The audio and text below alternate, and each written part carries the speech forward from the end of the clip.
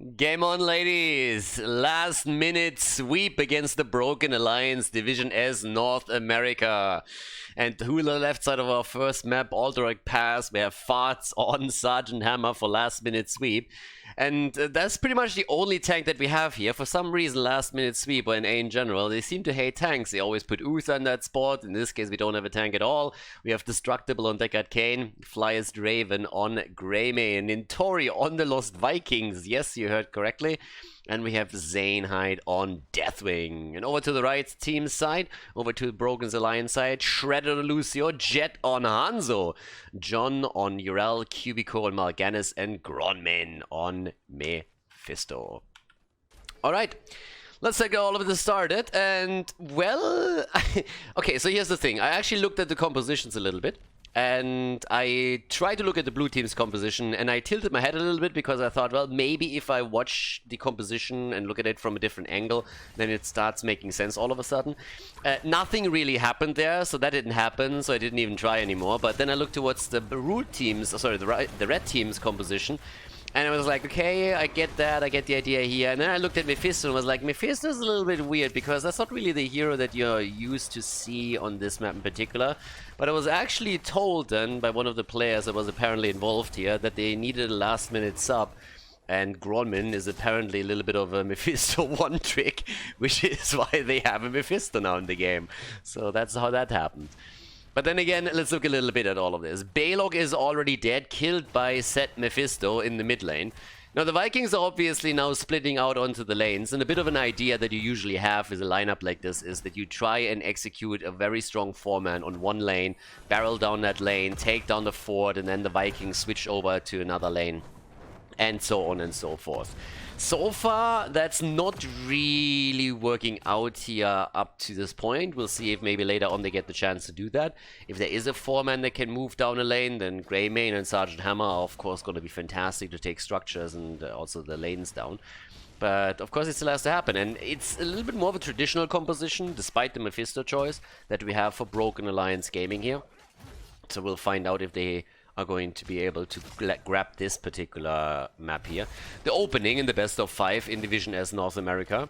Right, quite a bit of NA. I'm still trying to get as much of the NA coverage in as I possibly can, obviously, to give you guys a bit of clue what's happening on the meta side in North America. But yeah, off we go. Vikings with a Viking Bribery on level 1. On level 4, we have Eric going straight in for Eric the Swift. And at the same time, a little bit of action against Hanzo. Flyest Raven, not so fly anymore because he just got Hanzo'd. So already the first kill. The doggy is down. Vikings are still soaking those lanes, but that kill against the blue team is going to give some momentum to Broken Alliance Gaming now. So with this, we're having top side currently. Nintori is sitting here. And let's have a look at that. Down to the bottom of the map. Balog. Yeah. It's all about the potions here. Deckard has already prepared the lane a little bit earlier, so there we go. Urel with a Dauntless on level 1, and now that the objective is up, I don't really expect the teams to go for it, as we already went over multiple times. Traditionally, you're trying to draw it out until level 7 at the latest. At the least. Sometimes even way more than that. In a simple attempt to ensure that you get your level 7 talents, because your opponent is most likely going to try and soak those lanes if you don't, and then run in with an advantage. But not so North America! NA doesn't really care about that, so they're just going straight up for it and immediately jump onto the camp. There's actually not even anybody contesting this. And, well, with Vikings still soaking the lanes, blue team should not only recover this one quite quickly, but also, in theory, they should have a shot of taking level 7 a bit quicker. But Urel is still at the top side, so it's going to be a 4 versus 4 down here. It's a little bit surprising to me that the blue team let actually this much on the progress bar go for free. They had definitely a shot of shutting that down early, since it was a 4 versus 4 in the first place. But here comes that push, and that 4-man is again active. So it's all about Sergeant Hammer, it's all about Deathwing here, of course, too. And they're already moving in with Skyfall now in their hands on level 7. Additionally, we have the Boombox for Lucio. Never outmatched, the Holy Avenger. And off we go. A little bit of a weird build also for Mephisto. I mean, I was told that guy is a Mephisto one-trick a little bit, or at least plays the hero a whole lot. So that build is a bit all over the place, I want to say. So, like, I don't know. At this point, we are starting with the Skull build, then go into Spite, and then we have the Frost Storm over here. Okay, so it's all about the slows, I want to say, but yeah, not really the typical Mephisto build that we see in Europe, I can tell you that much. If Marcus sees that build, he's gonna commit Sudoku. So now we have another kill against the Vikings. That's pretty much the only thing that has been taken down by the red team, outside of the Greymane kill, I suppose. We haven't really seen a whole lot of kills in this game just yet. But it's all about the objective again, and the Vikings are still trying to soak the lanes as much as they can here. Spin to win is of course now in play, which definitely boosts also the setup that you can get with the Vikings in terms of wave clear. A little bit of a steal as he starts to move in, so there we go. Same time, Zanehyde is sitting in the middle, trying to do his thing, and there's another camp also taken on the left side as Fly's Raven is putting his Greymane to the test against the camp clear, which is one of the main reasons why you take Greymane. I mean, there's a lot of reasons to grab Greymane. One of them is the camp control that you get with him, which is what they've just showcased here. Taking the fountain down would already be a really nice start. There's a little bit of a ping fiesta happening because the rotation is underway. I have no idea why he just jumped in. I honestly don't know why you would jump in that situation when you don't know where your opponent is. He could have easily walked out of this one, but the Flyest Raven is not so fly anymore. That rotation hit him hard, and if he wouldn't have committed even further to that minion wave, then he would have definitely been able to walk away up to the top, but with him engaging into it, there was just no chance. And now the red team all of a sudden is looking to grab the first objective. They capture this one again. Of course, they have to be careful with Hammer now moving in with a hovering siege mode. There's a Viking already down, and off we go. Recaptures are started, still 10 seconds, actually re-grabbing it still. And yeah, that's level 10 abilities that we're waiting for now. In comes the level 10 with Burn Beneath My Shadow now in play. A little bit of a sleep session from Deckard Cain as he's trying to go for the setup with Stay a While and Listen. Go for the throat, play again. And there we have the lockdown attempt from Deckard Cain as the blue team is aiming for the objective themselves. So far they haven't lost it yet, but they're definitely trailing behind. And Broken Alliance are currently trying to defend their point while the Vikings are still soaking. This is a 5 versus 4. So they need to be a bit careful here. Arrow comes out, short distance only though. Mephisto is low, gets the ult through, and they're actually taking the kill against Greymane for the third time actually. Third time? Pretty sure it's the third time, right? Yep, Greymane has fallen 3 times so far. Went also not into bullet, but go for the throat. Vikings are again just dying, and well, they still hold the experience, but now that the objective is unleashed, we're going to see the Raiders come through for Broken Alliance, and they can start to take the opponent's forts and structures down. So let's see how much Nintori and his boys can actually do here, because I think now things are starting to become a little bit tricky. 4 kills against 0, that's already highlighting the issue here. It doesn't really feel like the 4-man is able to do a whole lot here. Not having a tank might have something to do with that. So yeah, there was a quick kill attempt against Baylock. And here's already the Raiders coming in, and I'm a little bit shocked to see that nobody seems to give a shit about the top lane. That one is likely gonna fall, and that's just bad news. The Hammer is already getting dropped on the one Raider in the middle of the map. Down at the bottom, on the other hand, we're currently seeing Hanzo getting attacked by Greymane.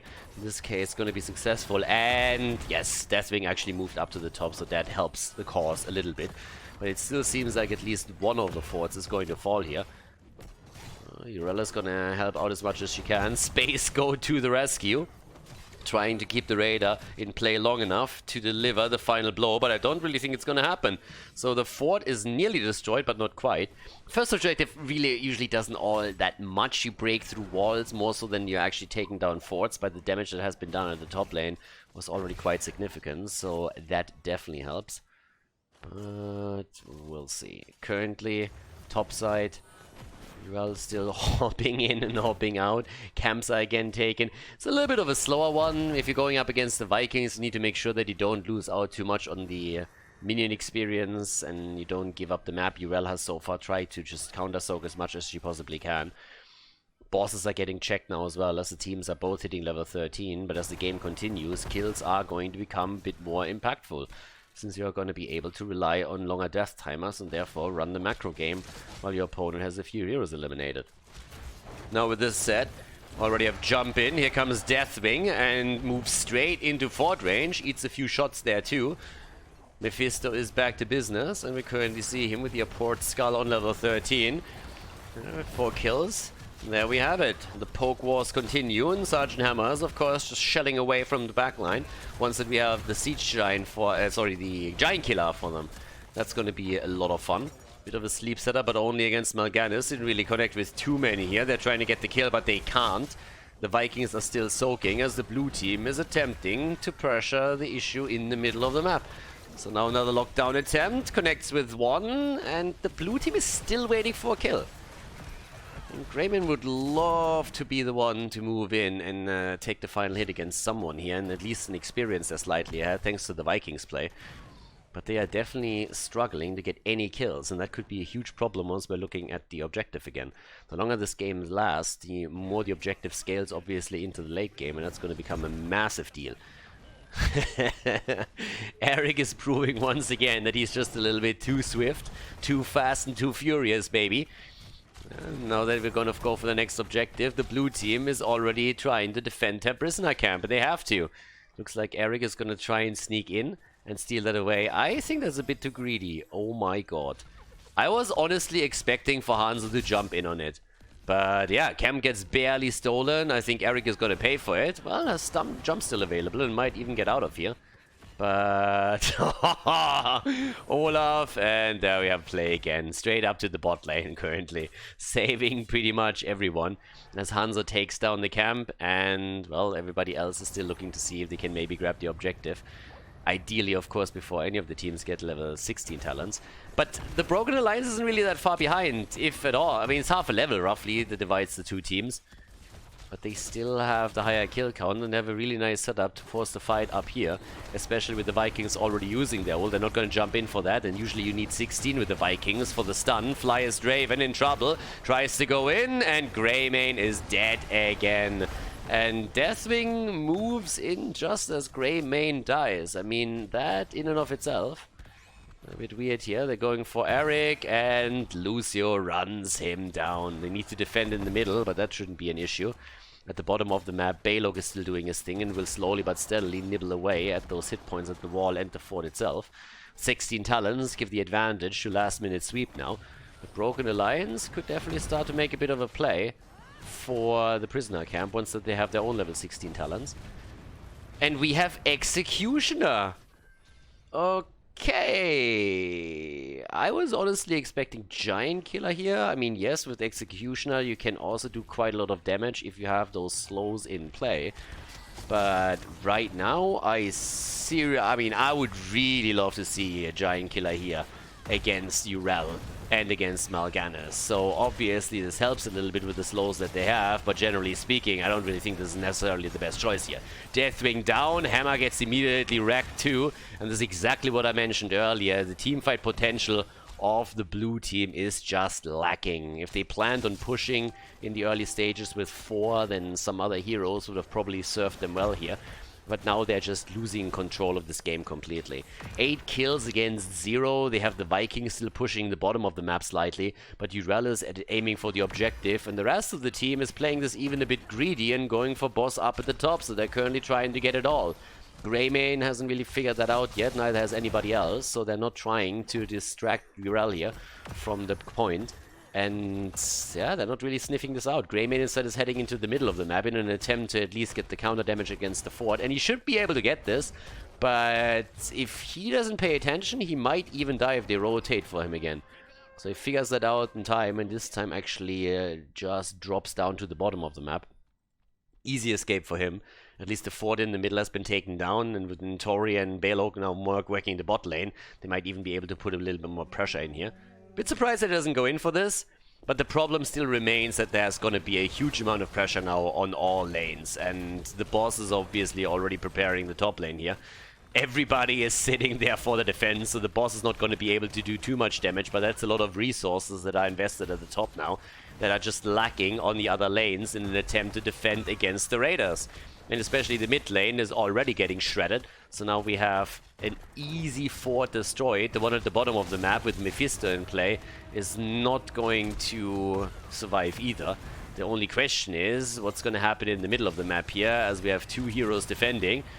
Balog is already down, and they should at least be able to get the wall here. But even if only the forts fall, the entire outer ring of defense is simply gone. 9 kills against 0, and the first kill for the blue team. Greymane making the play and jumping onto Hanzo, getting the kill right here. Of course, a bit of a problem was also that Mephisto wasn't really with the team. He was still trying to solo push at the bottom of the map, but the forts have all fallen. So at least on that end, they're currently looking strong here. And off we go. Level 16, yep, the large and in charge. That's where the Vikings can really start to also get a lot of value in team fights, especially if they get on one of the squishies. An immediate attempt to go for the boss at the bottom of the map. Broken Alliance, I mean, they pretty much know what's going on. At least I would assume that they suspect that the boss is now being taken, but they can't do anything about it until Hanzo is back. So they're not even trying here. So an easy boss, but they should also fall down to the bottom of the map now for the defense. Everybody, on the other hand, is going up towards the top. So either the plan is to just like push out the top lane, in which case they need to get everybody into the picture. Currently they don't do that. And this one is going to fall either way. But the blue team seems to be in that odd spot where they think that they can push. They need to Hearthstone the shit out of there. Alright, here we go. I was actually wondering, I was like, what are you boys doing? If you think you can outpush them with the boss, then you have one thing coming for you. Because there is just no way. That boss is going to be way too slow to make a difference here. But the red team hasn't done anything up at the top yet either. So it's level 20 for both sides. Vikings are still slowly falling. We have the play again now in action. And Hanzo is already working on the boss at the bottom of the map. Red team never Hearthstone back, so they actually walked the entire thing. And are now also trying to take down Eric, I suppose. Means a little bit on damage on him. But the boss is going to be defended. I mean, the prisoner camps are coming up in just a bit, but so far the game has been pretty one-sided since the Vikings didn't have the impact that last-minute sweep was hoping for. Now that we have level 20, they can try and play around it a little bit. We have 47,000 damage by Hanzo, 48,000 by Sergeant Hammer. Even Deathwing has quite a bit of damage that he can currently contribute to this game, but it's all about the team fights again, and there's still fountains in reach on the side of Broken's Alliance, and they're going to try and make the play here. Boss timer up at the top is at 1 minute and 30 seconds, so it shouldn't really play a role here anytime soon. And the red team isn't even making a move yet, they're instead trying to go for the camp. It seems like Eric was trying to sneak this one away again. But is the red team really going to let this one go? I mean, they have 30 seconds left. They really need to fight for that now. And Mephisto is being used to at least get all of the wave clear in. But here we go. Team fight is about to come through as we have to jump forward from Mephisto, Mal'Ganis and Yrel. All of them are starting to go in for the damage here. Stay a while and listen already used. Here comes the ult from Mal'Ganis, but it's not enough for Mephisto, but it's not enough to really get a kill secured here. But it at least gives them the position for now. And the Vikings are still pushing. They're still on the map. They're still in the middle. They're still at the top. Still trying to get some additional experience to at least get a stats advantage over the opponent. And of course, in the attempt to take down the forts here.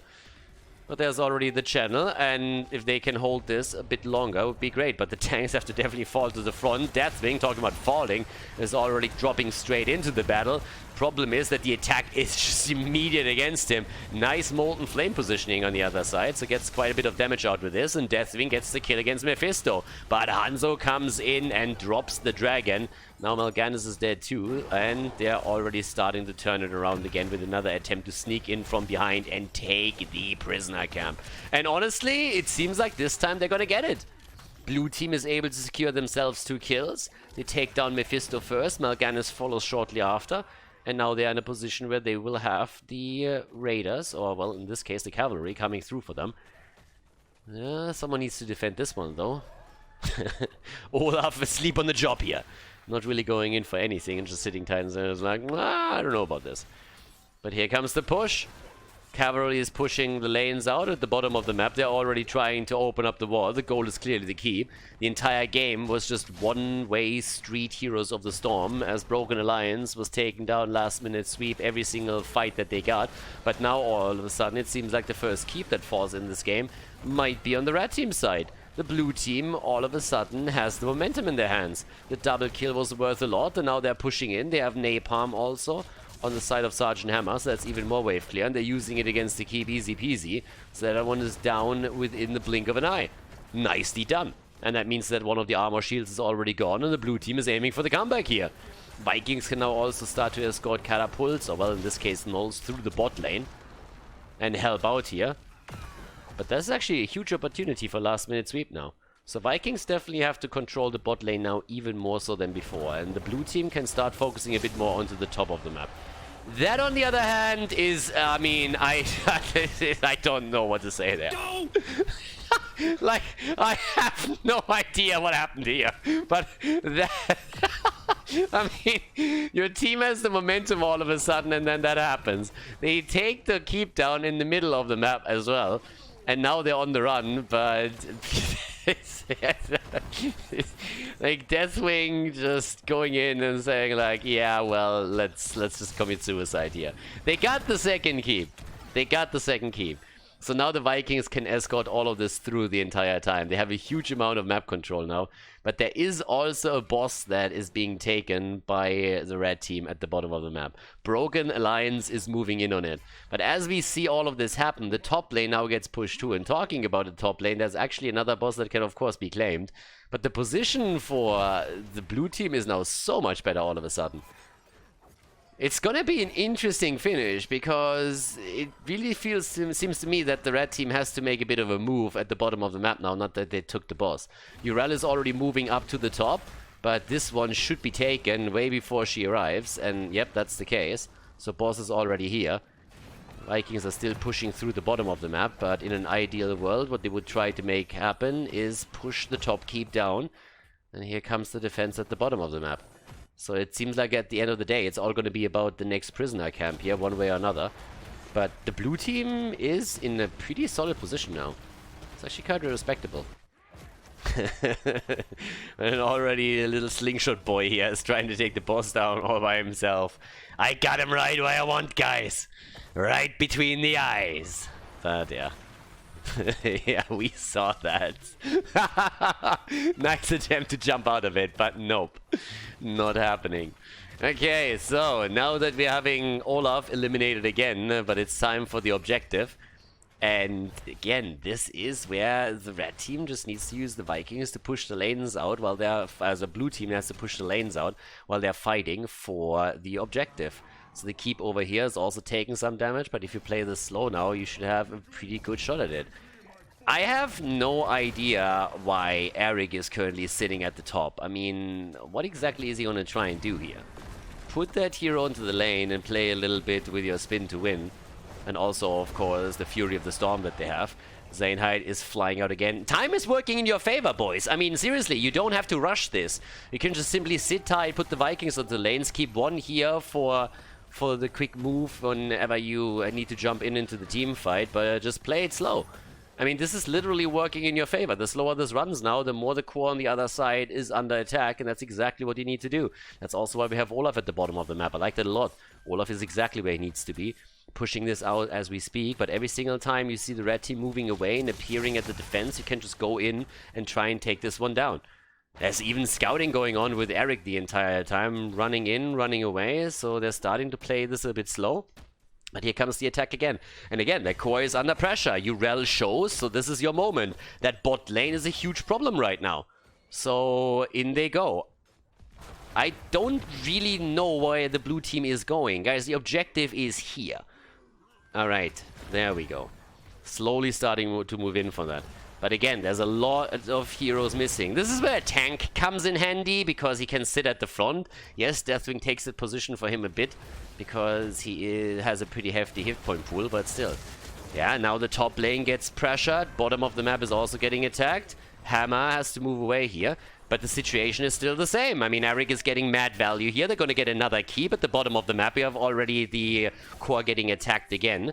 And they just need to continue exactly that play. Play it slow, play it safe, play it smart. That's what they're trying to do now. Now that everybody has fallen back again, they're dropping in with Deathwing, and they have to, of course, recover that as quickly as they can.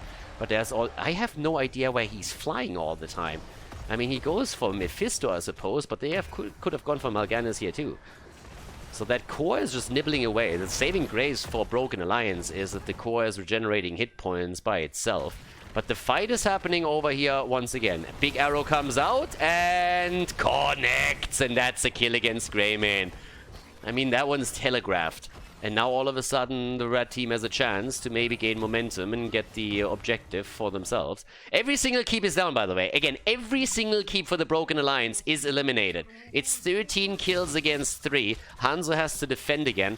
On the damage output alone, we're already looking at a pretty solid setup here with 77,000 from Mephisto. Deathwing is down, taken apart by Urel. And, well, the blue team is losing the momentum here that they built up for a long time. And it's honestly a bit mind-blowing. I really think they could have played this a little bit smarter, especially with the Viking pressure that they had available to them. But now all of a sudden they're on the defense again. They're on the defense. They need to now start to defend against the objective because it's more or less a given that it's going to be taken by the blue team. Mephisto is still sitting at the side here trying to grab that. On the left side, the Vikings are still pushing in against the core, but now that the cavalry, or in this case, not the cavalry, but the raiders are gonna move in for Broken Alliance Gaming, that should push the lanes out quite quickly. So, no big problems here. Mid lane, the keep gets defended for now. And here we go. Vikings again. Need to be careful. Might actually lose Eric here. No, Eric gets away, but what about Olaf? Olaf gets locked down, gets body blocked, and that's a kill. Okay. One Viking dead right there. Can still go for the ult, of course, and could use it later. I was the entire time just waiting for some kind of backdoor attempt, honestly. I was waiting for Deathwing to drop onto the opponent's core and the Vikings to move in with the play again somewhere at the bottom of the map. That's what I was waiting for. Escort away for 2 through and then make that play. But now they are just getting hammered here. Deathwing comes in again from the side, and, well, in this case, it starts to look grim because the keep is already about to fall. There's another arrow coming, and if they lose heroes here, then they are pretty much done for, and Deathwing goes down. And that is not a good sign. Deckard Cain is also getting eliminated. Here comes the kill against Greymane, and that's pretty much all she wrote, ladies. I mean, that thing is open, and they still have 5 heroes available. Up at the top, the cavalry is taking down another keep, as you can see right here. So this one is very likely going to fall too. But even with 2 armor upgrades still remaining, or 2 armor shields, they can now make the play for it. Here comes the ult from Mephisto, taking down Balog. And everybody is just going straight in for the attack. Another armor shield has already been removed. And that's the opportunity to win the game here. Hammer is down as well, and they actually made it happen. Broken Alliance Gaming come in and take it down. Like the B steps. Not really sure if they are justified or not, but that's game number 1 as Broken Alliance recovers just at the end of the game with a quick push against the core. They win the objective and they take the lead in the best of 5 series. Well played.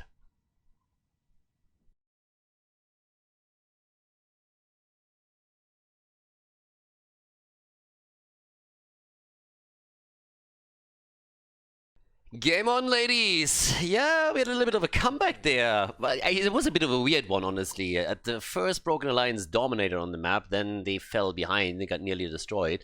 Just to make a comeback since last minute sweep.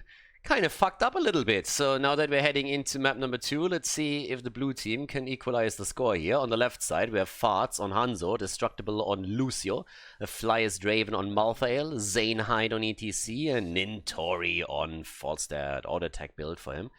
And on the right side of the map, we currently have Jet on Liming, Cubico on Garrosh, Mason Blaze on Greymane, John on Dehaka, and Shredded on Anduin. So as you can already tell, I talked a bit about it in game number 1.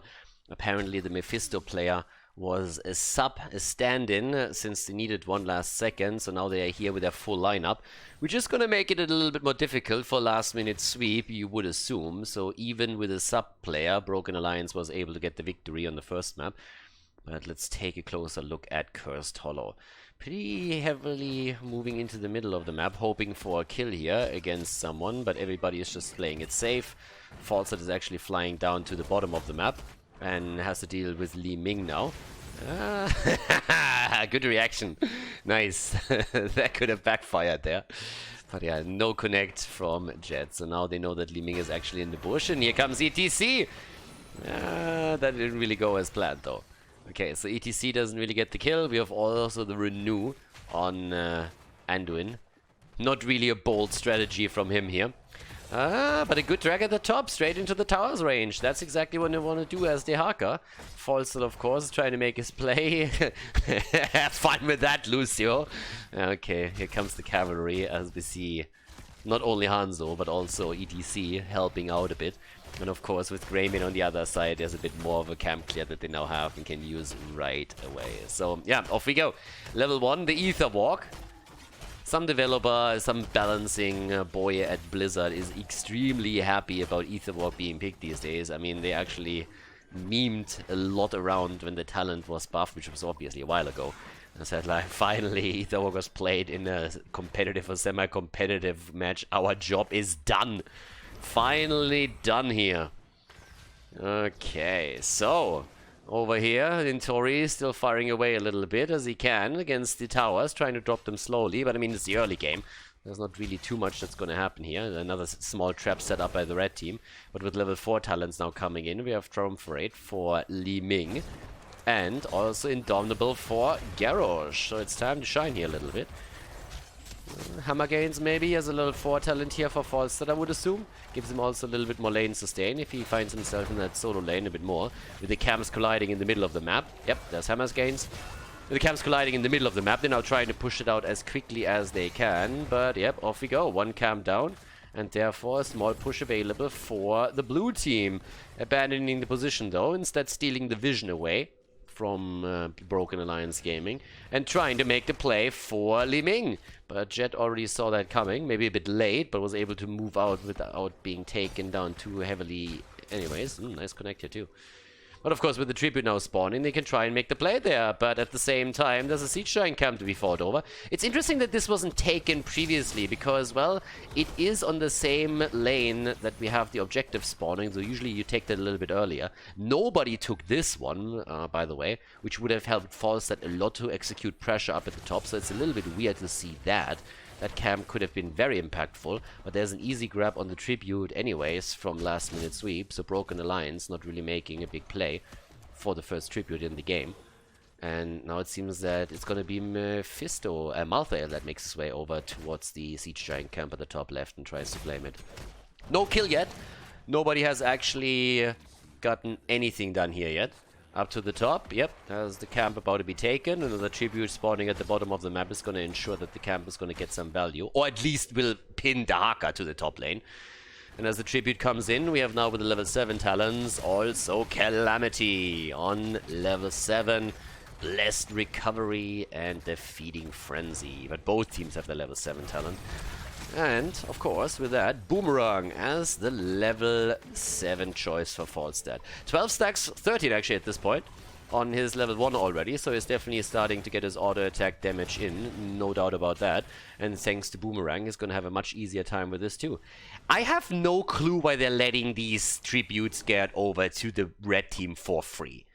I don't say you have to YOLO in for them and you have to fight for everyone, just like balls out all the time. But they are just giving them up for free without even poking around a little bit. So the blue team could just simply walk up and grab them. It's not like we're looking at an Abyssal composition that has to give up things in the early stages of the game and hope for an early level 10 to fight then with a copy. Instead, they're just not really making any plays. And they have interrupts. They are there. So they're just giving them up one after another. Li Ming is also caught off guard a bit, but still no kill since Garrosh helps out.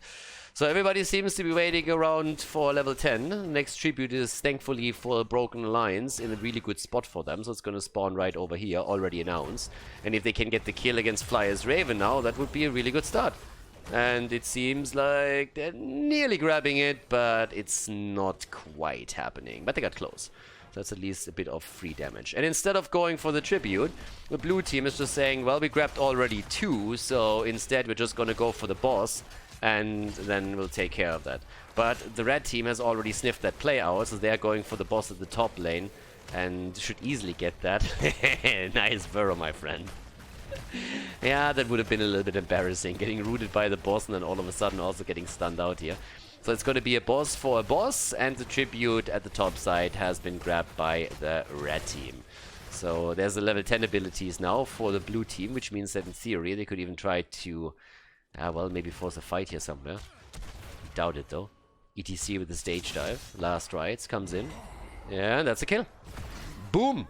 You can try and use your Ether Walk there all day long, baby, but that's a kill for sure. Nice arrow too towards the top. ET... I mean, that was a little bit of a weird gust, to be absolutely honest with you. And Hanzo goes down. The moment you gank 2 heroes and you lose 1. A 4 versus 2 and they lose 1 of their heroes, and do they even get the kill against Anduin? The answer is no. Garrosh is very likely going to fall, but that was definitely a bit of an upsetting one. And I'm actually, for a second I was afraid they would lose another one. So, yeah, I don't know, but that could have been played way better. The gust into the wall while ETC tries to execute the stage dive, not waiting for the power slide here either, and then losing a hero in the process. A bit of a weird setup that they had. I mean, in a 4 versus 2 situation like this one, you should be able to take both of the heroes down, Anduin and Hanzo, and not lose one in the process. So they got 2-for-1 kills regardless. So as weird as that was, and maybe not really played optimal, they still got a positive trade. So that's great. Now they have 3 kills against 1, so that's okay. And as it is, we're currently looking at, well, not only another Siege Giant camp about to be taken, but also a Tribute on the map. And we have 10 talents for both, meaning that with all the camps that are getting claimed by the blue team, they're going to try and put pressure onto the top and mid lane, while also preparing for the objective itself. They're trying to put the curse on. They have 2 tributes. The opponent has 1 too. Has 2 actually. So it means that this is definitely going to be curse time, one way or another. So everybody is already starting to jump straight in here. There's the slide against Garrosh. There's a flip, light bomb, and the mighty gust, just as we see the sound barrier from Lulcio. In comes the arrow, connecting with 3. They're jumping in again, and they're trying to get the kill. And Garrosh actually goes down. Nice last rights by Malthael. And that's a 10-second cooldown reduction now that he has the second stack acquired. But ETC falls as well. The counter kill against the Haka. Malthael dies. Curse is already taken. Red team is cursed. Fall stat is down. And that's the opportunity now for the blue team to get some value on the lanes. Don't think that they can actually kill the heroes here. And that's actually the annoying part for them, that despite the fact that they got the objective, they have 3 heroes down, and therefore they can't really soak all the lanes as they normally probably would want to. And the red team is just simply saying, you know what guys, we're going to go for counter pressure at the bottom of the map. We still have Siege Giants there. In comes ETC, and yes, he gets some damage in, but I don't think he can go for a kill here. I would be shocked if he did. But 2 forts have already been eliminated by the blue team, the one in the middle and the one at the top. Now starting to go straight in for those walls as well. The Haka's trying to defend here too. Lucio running a bit into the middle. Careful, Destructible. Needs to be very careful here. Not everybody is X here. ETC has taken to the bottom of the map though. So they are working on the 3rd and last fort. And they should also be able to take this one down. The minion wave alone is already taking care of that. Rest of the team pushed in to take a few more minion waves down, and they're now ahead in experience. They are massively ahead on structures, despite the fact that they lost the bottom fort. Falster is working down those walls to deny vision on the opponent's side. And off we go. Those 13 talents gave us also Giant Killer. Trying to make the play for Garrosh. On Anduin. Anduin again coming in and taking them down. What a killjoy. Just as Malthael was already giddy about the 3rd stack that he's going to get in a second for his heroic ability, Anduin comes in and is like, nope, not on my watch, baby. Not happening. Okay, so with this, let's have a quick look here. Everybody's starting to rotate again, always towards the top here. On Broken Alliance, I mean, they really would like to have a kill, or actually a victory here. Okay, there's a burrow. Bang a little bit more time. And goodbye, the Haka. Good. Oh, well, ETC says goodbye first. And yep, no goodbye here. Isolation misses, but that gank wasn't quite successful. I was honestly just waiting for the last rights at some point to be used, but nope, they weren't able to get the damage in time, and the opponent's team rotated quickly enough for Anduin to help out. The Haka survives, and they get the kill against ETC. This actually starts to backfire more often than not. It really feels that every single time that the blue team here sets up a gank, it fires again, it backfires. I mean, that's so far the experience that we've made here. Now, bosses are taken on both sides again, which actually means that the blue team walks away with a small advantage, because at the top there's still a fort in play. Makes it a bit easier for the blue team to defend against the opponent's boss, whereas theirs is going to move straight onto the keep itself, or at least the wall over here. So with Falster, they could even try to push that a bit more. Boss top at the top right is now also taken, but again, seems like at the bottom of the map they're also now working on those siege giants. That would be a nice job if they could get both of that. Level 16 talents are there for both teams, which gives us now the executioner. Yeah, 3 teams already at the bottom of the map. ETC with the stage dive is currently sitting up at the top, and down here they're starting to enhance that push even more. Cams have been taken, ETC on the defense. They're poking a little bit against this. Yeah, boss already with a stomp, so zones them out, and yeah, that shouldn't happen. Isolation after the flip. Flies Draven actually escapes, and they might get the kill against Li Ming, but again it's Anduin. Anduin saves the day, but it's a 5 versus 5 now at the bottom of the map for just a few seconds. Boss again with a bit of damage against the keep up towards the top. This one shouldn't really be able to do a whole lot, especially since we now have also the catapult in play, so that's going to help. Falstad is already channeling the next tribute. Well, that's a win for them. And it's still 5 kills against 5. It's an even game. And the problem is that Fly's Draven is in trouble, and that's a kill. Yep, so Malthael is caught and gets eliminated. That's a kill lead now for Broken Alliance. They have the lead in the best of 5 series already. But off we go. Camps claimed again. They actually get a lot of those. With level 16 talents, we actually have in this case now also the Crippling Hammer taken by Falstad. And, well, as they're starting to go in against the Haka, I don't really think they should be here, guys. You are 5 versus 4 on the map. You can't really make that play. They're way deep. They're really deep. The saving grace for them is that the red team was stealing the camp on the left side. If the red team would have been anywhere near this, then they could have tried to gank them and force them into a team fight, and you don't want to be in that spot. Not if you are 5 versus 4 on the map. So that was a pretty risky move from them. Yeah, there's another attack against ETC. Sound barrier even being used. There's the light bomb, and the cow is down just as the tribute spawns. And, well, I don't know, but that's going to be a curse. Red team needs one more tribute, and that's going to be the one. ETC is dead, got eliminated within a second with light bomb and everything else that was pushed onto him. He didn't stand a chance there. So now this is going to be a curse against the blue team. And they're going to lose a few structures on the map, I would assume. Currently busy at the bottom of the map. Falstad is trying to take the catapults apart as quickly as he can. The rest of Broken Alliance is pushing through the middle now, on the other hand, so they're currently trying to at least crush the fort. The Haka is at the top and is taking one wave down after another, using the AoE for this. ETC still not back to business, but he will be back soon. And if we go. Damage output, 23,000 from Greymane, 28,000 from Hanzo. ETC coming in with a stage dive just as he comes back. Falstad is already eliminated though. I mean, these force bed plays also, just moving behind the opponent and gusting, it sometimes works and then it looks amazing, but let's be just honest here for the moment, most of the time it backfires quickly. And Falstad dies shortly after, and that's happening here. Falstad is down, ETC is down, and what could have been a curse that is quite easily defended all of a sudden turns into an utter shit show. So now Broken Alliance has an open corridor to not only take the key, but all of a sudden they're going for core.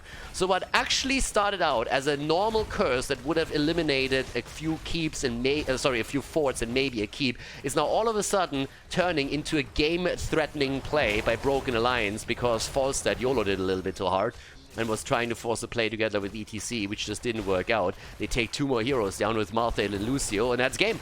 That's game. That's it right here.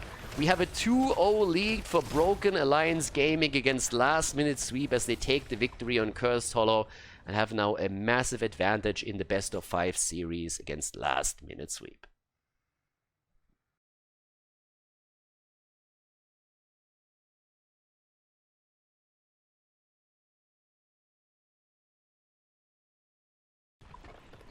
Game number 3, last minute sweep, down to 0 still, and a 2 for Broken Alliance. So yeah, blue team needs to step it up a little bit. They had a couple of opportunities in game 1 and 2 to put a point onto the scoreboard, but so far they missed all of them. For Broken Alliance, that is great because of the time of this series. I think they hadn't even won, like they were still pretty low in the standings there. So Farts on Liming, where Fly's Draven on Zeratul, Zanehyde on Johanna, Nintori on Chen, and Destructible on Anna. Broken Alliance with Jet on Hanzo, Mason Blaze on Sylvanas, we have John and Dehaka, Shredded on Lucio, and Cubico on Mal'Ganis. And as I said, currently the situation for last minute sweep is a little bit better in the standings. Broken Alliance had a bit of a rough start into the season. But of course, we are now, I think this is play day 3 that we're currently looking at. So there is still a chance to change things around. And let's face it, up to this point for Broken Alliance actually is looking pretty solid. And I think the score is actually, last minute sweep has won 2 matches and Broken Alliance is at a 1-1 or something like this. That's roughly what I remember. But Broken Alliance came into this as a bit of an underdog if you just looked at the standing. Obviously, this early in the season, there's always the caveat of we don't really know which teams everybody faced off against thus far, who had to go up against the top dogs and who was actually in a position where they could just farm some points against the newer and the lower teams. But as it stands right now, Broken Alliance is trying to get a little bit ahead in the rankings and at least hit that top 4 spot. So we currently have on the side of Chen, again, the Storm Stout secret recipe. And, well, even that can't save Johanna, so I don't know what she had for breakfast, but it was definitely no secret ingredients right there, since that was a quick kill against the frontliner of last minute sweep. So they pretty much start into game number 3, where they left off on game number 2. But as I said, it's just a little bit weird that sometimes it feels like the blue team is just trying to force these fights too heavily, with no real regards to the possible consequences. And we could see that perfectly on Cursed Hollow, where they just YOLO'd into a fight very aggressively, with ETC on Falstad being completely split off from the rest of the team for the first few seconds and immediately being punished for it. But that force allowed Broken Alliance to go for the core. And if they would have just played it a little bit slower and safer and gone for a later team fight, that would have not happened in this fashion. There was no way for Broken Alliance to actually go for the core without those 2 kills.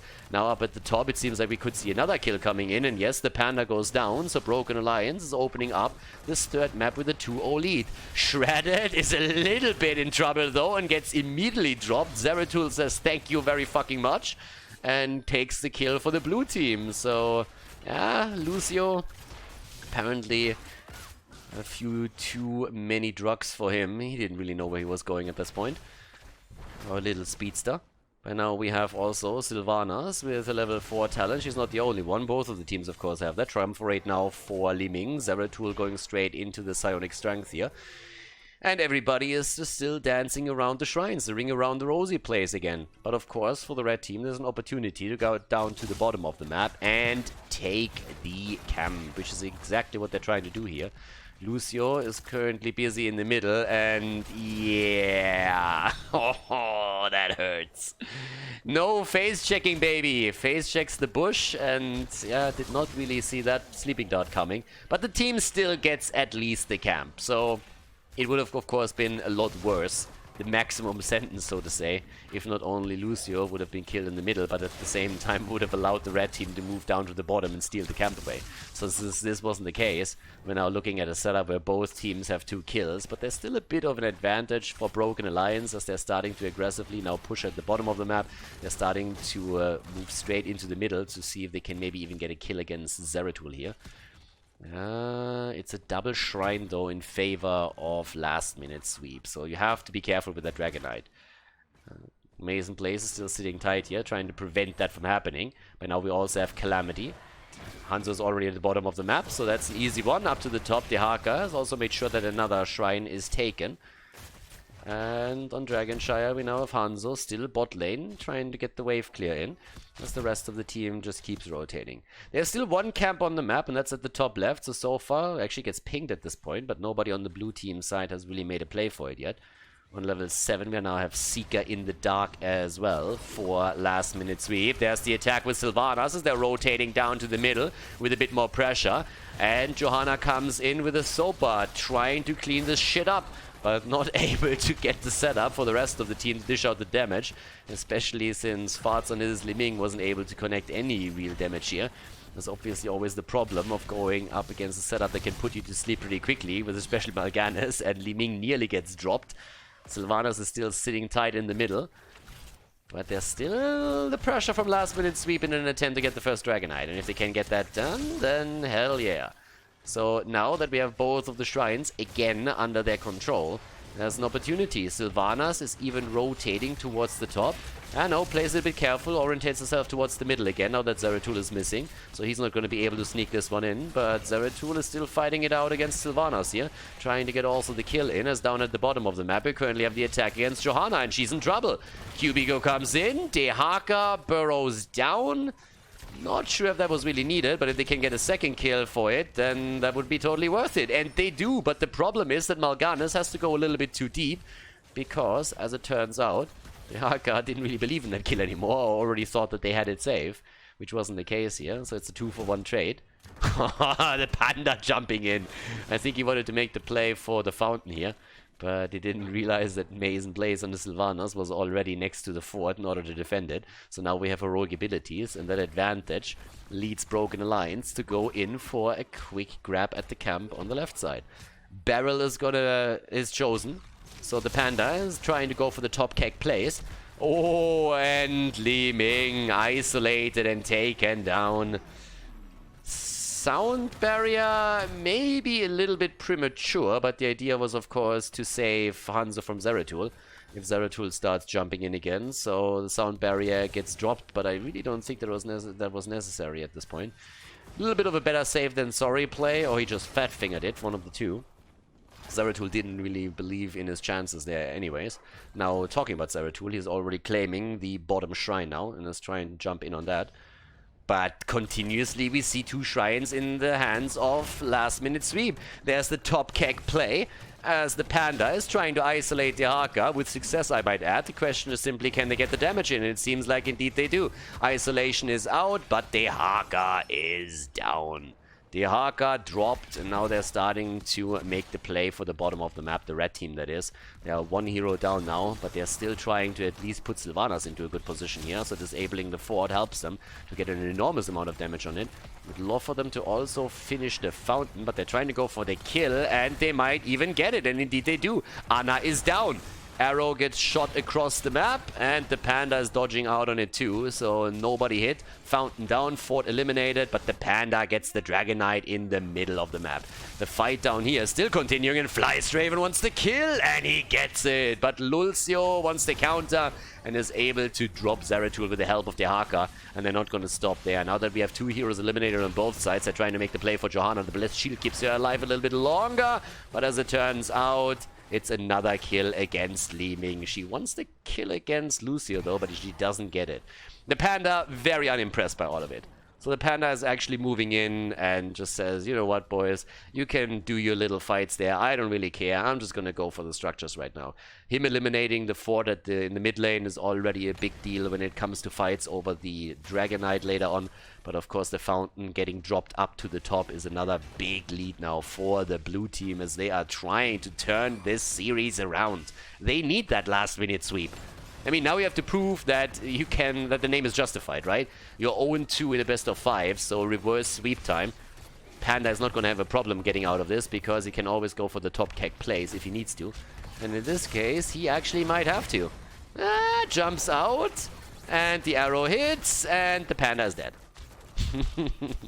That's when you're too greedy with your cooldown, which is actually a little bit ridiculous. That's a 50-second cooldown. You can definitely do that. Still a win though, because Sylvanas and Hanzo both get eliminated. They didn't see the counter coming. Now that we have both teams on level 13, the red team is again on the back foot. Blue team is getting some decent value here. But I'm just saying, Panda could have survived here. Lucio gets attacked again, and yeah, he's completely out. Oh, can they actually save him, really? I mean, the fort was already starting to home in on the heroes, and I guess Li Ming in particular didn't like that. Had to drop the sound barrier, but he gets away.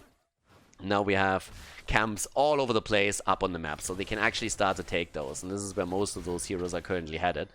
Li Ming is trying to take the night camp, but she won't be able to do anything here solo. Please don't die. Okay, teleports out. But that would really give me... Honestly, that's the last thing that... It would be the final straw. We've seen some very interesting situations unfold in front of us when we're casting North America here, but if at any point we're actually seeing a hero being killed by a mercenary camp as he tries to take it solo, that would be the last straw for me. But in this case, yeah, there's nothing there. So already we currently have the camp at the bottom of the map now taken by the Broken Alliance. They still are slightly ahead when it comes to kills, but they have taken the back seat at the experience. By the smallest of margins, but still, it's there. Panda might have to go for the top keg plays again. We have the attack against Shredded, though. Lucio in trouble, and the Panda is down again. Yeah, still on cooldown for the keg, so it's Panda abuse time. And not only the Panda goes down, but the front line is completely destroyed, as Johanna also dies. It's a little bit of a weird one. Peter already called, and they are concerned. As the Panda gets eliminated time and time again. It's not really an animal-friendly environment, I can tell you that much. So at the top lane, the camp is getting some mad value. That's going to be a fort that is 100% destroyed. And Broken Alliance with level 16 talents in their hands now, they're saying, boys, let's pick that Sylvanas and get some shit done here. Let's go. Siege Shine, Sylvanas, and a push with 4 heroes. It usually equals a lot of oomph, and we can take down at least the wall, if not even pressure the keep itself. But they're falling back beforehand. And with level 16 talents, we have not only the Tunneling Claws, but the Will of the Forsaken. Lucio is still tempting... Zeratul is still nibbling around the edges a little bit and looking to see if he can maybe secure a kill at some point. So far, that's not happening. The Haka started to take the top control for them. And this camp is still alive. This camp is still doing value. On the Bridge of Death now, as we have 16 on both sides. Sentence to Death gets taken here. Alright. Euro has pretty much moved over into Cleave Talons on level 1 and level 16 again from most of the top Zeratul players like Tai and Dainu. But now Lucio is dead again. He's not having a good game by any means. No, Lucio is getting murdered in this one. Mal'Ganis is also dead. On the kill count, Lucio has died 3 times. But then again, so have Chen and Johanna. So the blue team is aiming for another Dragonite. They got the first objective and they're looking for the second one. But the red team is moving around it again. Already double checking everything with Hanzo here. Trying to check that out real quickly. But there's the kill. Yeah, Li Ming comes in and drops him right away. A lot of calamity damage being dished out there too. And now it looks like Zeratul is going to grab another Dragonite. That is Dragonite number 2 for last minute sweep. Yep, they are trying to sweep that.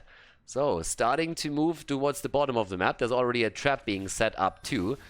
The problem is that Ana moved away from this. But the fight is still ongoing. Okay, there's a sleep there. There's a little bit of a save on Zane Hyde with all of the heals coming through with Ana as well, of course. But they want the fort, and ideally they want a little bit more here. They want to take control of this game. 11 kills against 11, so it's definitely a spicy one. On map number 3, and Last Minute Sweep is fighting for every single inch of the map now in an attempt to come back into this series. The Dragonite takes down the minion waves and the fort is gonna be dropped. That's a foregone conclusion. But again, in an ideal world, you want to go for the keep itself, at least open up the walls, but also get a little bit more out of this. Experience lead now for the blue team. And they're starting to go in again. One Dragon's Breath after another. They have another 23 seconds on this. They can play around the cooldown. Bit of an ass kicking for Mal'Ganis again as he gets kicked across the map. The Dragonite is going to get murdered here. And Zeratul just jumps out. No problem here for him. Very even now. Structural position, that's a different story. That's where the blue team is definitely ahead. But I'm just going to remind you of the first game. They had every single keep eliminated on the opponent's side, and then they still lost the game.